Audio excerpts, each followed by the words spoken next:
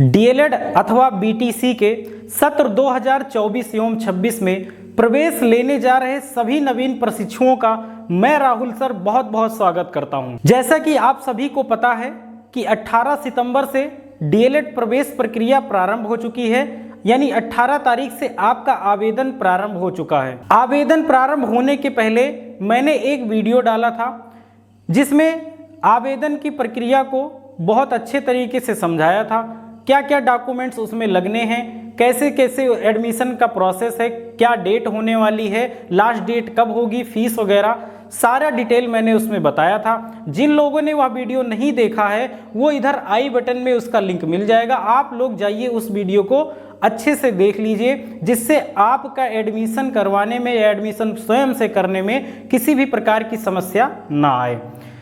उसके उपरांत वीडियो डालने के बाद जब एडमिशन स्टार्ट हुआ तो कई सारे प्रशिक्षुओं ने एडमिशन करने में बहुत सारी कठिनाइयों का सामना किया, जिसमें कुछ निम्न समस्याएं मैंने आपके सामने लिखी हैं जो कि वीडियो में कमेंट और अन्य माध्यमों से मुझे प्राप्त हुआ है। तो ये जितने टॉपिक यहाँ लिखे गए हैं ये सारे वे महत्वपूर्ण बिंदु हैं जो आप लोगों को एडमिशन करने के दौरान समस्याएं उत्पन्न हुई हैं। इन समस्याओं पे एक एक बिंदु पे चर्चा करेंगे। उम्मीद है यह वीडियो देखने के बाद आप खुद से अपना एडमिशन करने में सक्षम हो जाएंगे। शुरू से लेके अंत तक आप एडमिशन रजिस्ट्रेशन से लेके काउंसलिंग और अन्य प्रक्रिया स्वयं से कर पाएंगे। तो चलिए चलते हैं। जो सबसे पहला क्वेश्चन आप लोगों के द्वारा हमसे पूछा गया वह क्या है। सबसे पहला प्रश्न तो यह पूछा गया कि जो स्नातक में प्रतिशत कितना होना चाहिए। हमको एडमिशन लेने के लिए हमारे स्नातक में या ग्रेजुएशन में कितना प्रतिशत अंक होना चाहिए। जो मिनिमम प्रतिशत अंक रखा गया है, जो आपके विज्ञापन में देखने को मिला है, तो वो 50% होना चाहिए। यानी मिनिमम आपका जो ग्रेजुएशन है वो कंप्लीट कितना होना चाहिए, 50% होना चाहिए। ये 50% जो अंक होना चाहिए वो 50% होना चाहिए। और ये किसके लिए रखा गया है, तो ये जनरल और ओबीसी के लिए रखा गया है। यदि आप जनरल कैटेगरी में आते हैं या ओबीसी कैटेगरी में आते हैं तो आपके स्नातक ग्रेजुएशन में कितना होना चाहिए, 50% अंक होना चाहिए। यदि आप एससी और एसटी कैटेगरी में आते हैं तो आपके लिए 5% का छूट दिया गया है। यानी जब आपका 45% स्नातक में होगा तब भी आप दाखिला ले सकते हैं, तब भी आप फॉर्म भर सकते हैं। तो ये तो हो गया पहला प्रश्न। अब कुछ लोगों का यह भी कहना है कि सर हम तो ओबीसी कैटेगरी में आते हैं और मेरा 48% है स्नातक में, तो दाखिला लेने में आपको कोई दिक्कत नहीं होगी, आपका एडमिशन फॉर्म भर जाएगा, आप एडमिशन ले सकते हैं। लेकिन आप यह काम अपने रिस्क पे करिए। आपको भविष्य में मान लीजिए आपको जब ज्वाइनिंग होगा, जब आप अध्यापक बनने वाले होंगे, तो यह आपके लिए बहुत बड़ी समस्या उत्पन्न कर सकता है। तो मैं तो कहूँगा कि अगर आप 50% से नीचे अंक हासिल किए हैं अपने स्नातक में तो आप यह फॉर्म कदाप ना भरिए। और जो अगला प्रश्न पूछा गया वह यह था कि हाई स्कूल और इंटर में कितना प्रतिशत होना चाहिए। तो आपके हाई स्कूल और इंटर में भी 50% मिनिमम अंक होने चाहिए। हाई स्कूल और इंटर में आप 50% अंक से उत्तीर्ण होने चाहिए कम से कम। तो ये तो हो गया प्रतिशत की बात स्नातक और 10th और 12th की। अगला क्वेश्चन क्या था, अगला प्रश्न यह है क्या फॉर्म में सुधार या करेक्शन का मौका मिलेगा। अब मान लीजिए आपने यहाँ गलती कर दी फॉर्म भरने में, तो उसमें कोई करेक्शन का गुंजाइश है क्या, करेक्शन कराया जाता है। तो इसमें करेक्शन का कोई प्रावधान नहीं किया गया है। यानी एक बार आप फॉर्म फिल करने के बाद यदि प्रिंट ले लेते हैं तो उसमें करेक्शन का कोई अवसर नहीं प्राप्त होगा आपको। ऐसी दशा में क्या किया जाएगा, आपके जो विज्ञप्ति में कहा गया है वो साफ साफ लिखा गया है कि यदि आप गलती करते हैं तो आपका जो आवेदन पत्र होगा उसको रिजेक्ट कर दिया जाएगा। इसके उपरांत यदि आप नया रजिस्ट्रेशन करते हैं और उसका शुल्क जमा करते हैं तो नया वाला रजिस्ट्रेशन मान्य होगा। हालांकि यह भी कहा गया है कि एक से ज़्यादा आवेदन करने पर आपका आवेदन निरस्त कर दिया जाएगा, परंतु ऐसे कंडीशन में जब आपका फॉर्म गलत हो जाए भरते समय और आप फाइनल प्रिंट ले लिए हों, उसके बाद आप नया रजिस्ट्रेशन करिए। आप अपना उसमें नंबर चेंज कर दीजिए, बाकी अपना डॉक्यूमेंट वही लगाइए और जो लास्ट में आप उसका फी पेमेंट करेंगे वही आपका रजिस्ट्रेशन मान्य होगा, जो आखिरी में किया जाएगा।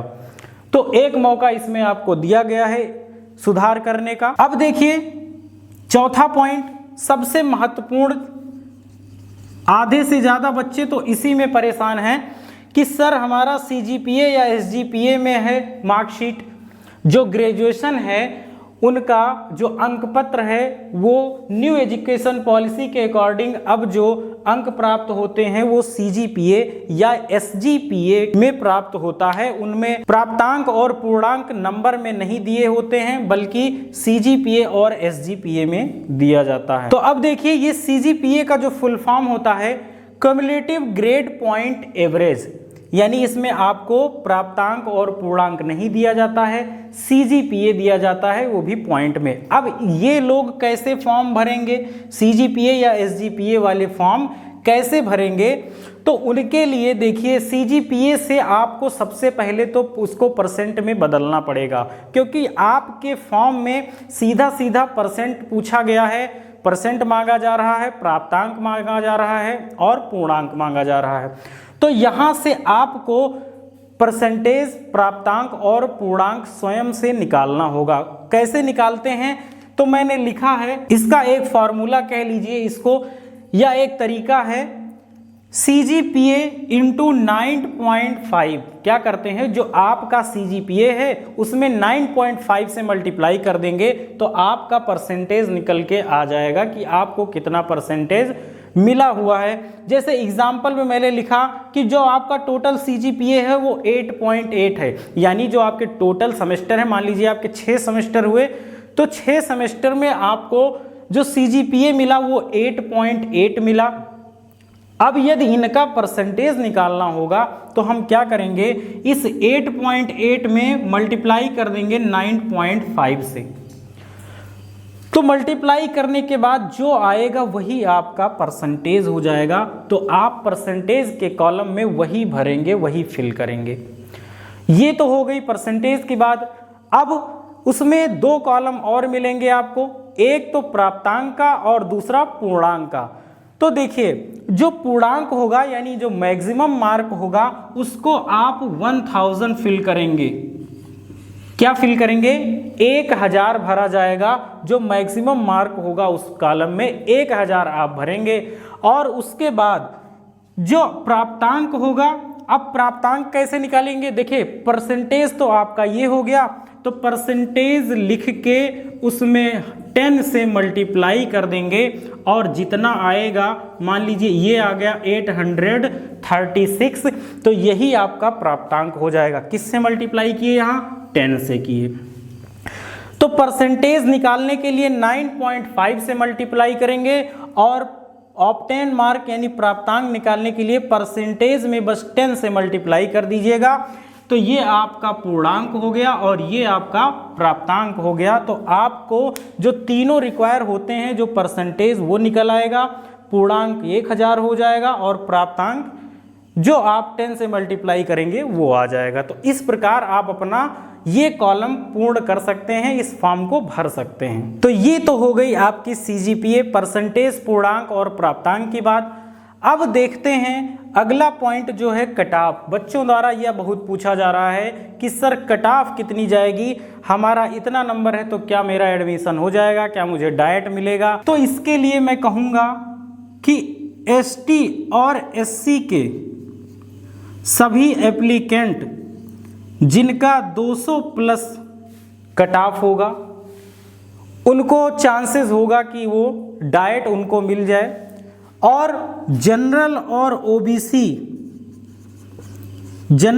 ओबीसी के लिए जो सेफ जोन है वो 235 प्लस होगा, यानी 200 प्लस ST और SC वालों के लिए और 235 प्लस जनरल और ओबीसी वालों के लिए मैं सेफ जोन समझता हूं।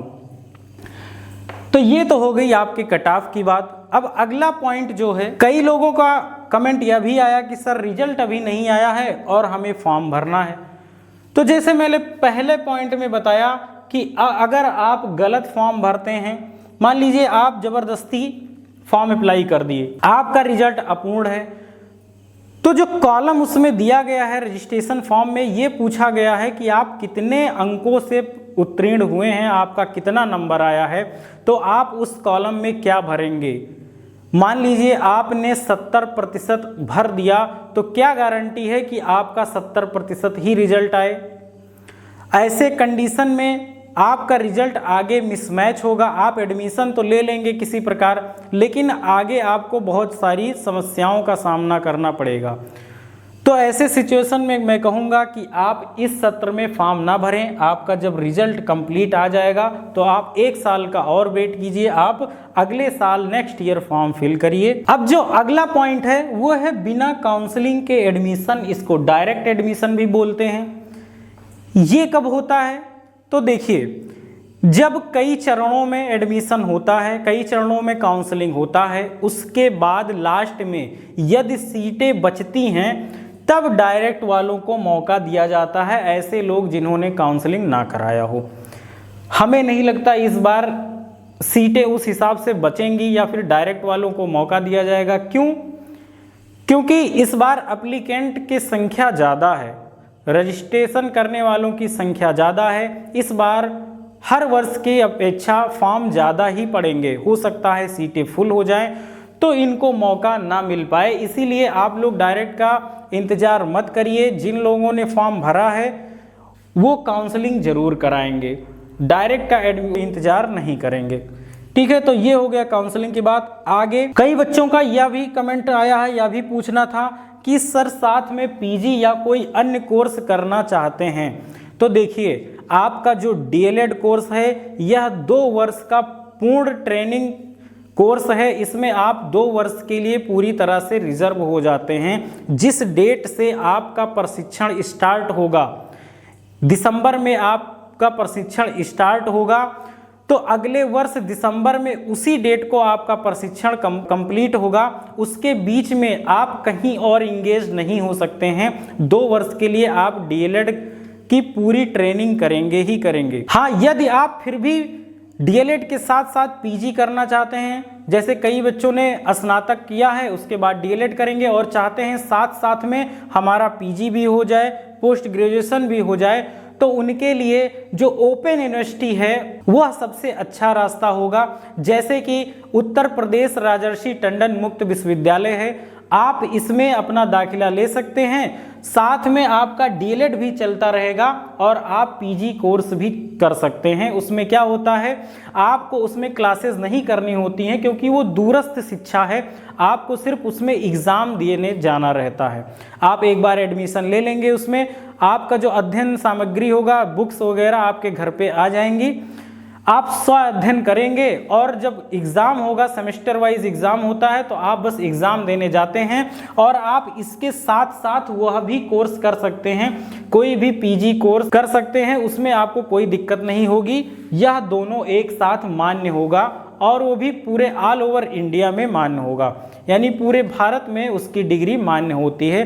तो ये रहा आपके इस प्रश्न का उत्तर। उम्मीद करते हैं आपके द्वारा पूछे गए इन सभी प्रश्नों का उत्तर मैं बहुत अच्छे से दे पाया हूँ। इसके बाद भी यदि आपको प्रवेश प्रक्रिया में कोई भी समस्या आती है तो आप कमेंट बॉक्स में लिख सकते हैं, आपको रिप्लाई दिया जाएगा। तो जो लोग इस चैनल पर नए हैं, चैनल को सब्सक्राइब कर लीजिए, वीडियो को लाइक करिए, शेयर करिए। आप लोगों का एडमिशन लेने के बाद, क्योंकि मैं डीएलएड के लिए लगातार क्लासेस करवाता रहता हूं, आने वाले समय में डीएलएड के सभी विषयों की क्लासेस आपको इसी चैनल पर उपलब्ध कराई जाएंगी। तो इसी के साथ मैं आप सभी भावी अध्यापक एवं अध्यापिकाओं को बहुत बहुत शुभकामनाएं देता हूं। फिर मिलते हैं अगली वीडियो में अगली जानकारी के साथ। तब तक के लिए धन्यवाद, बाय बाय।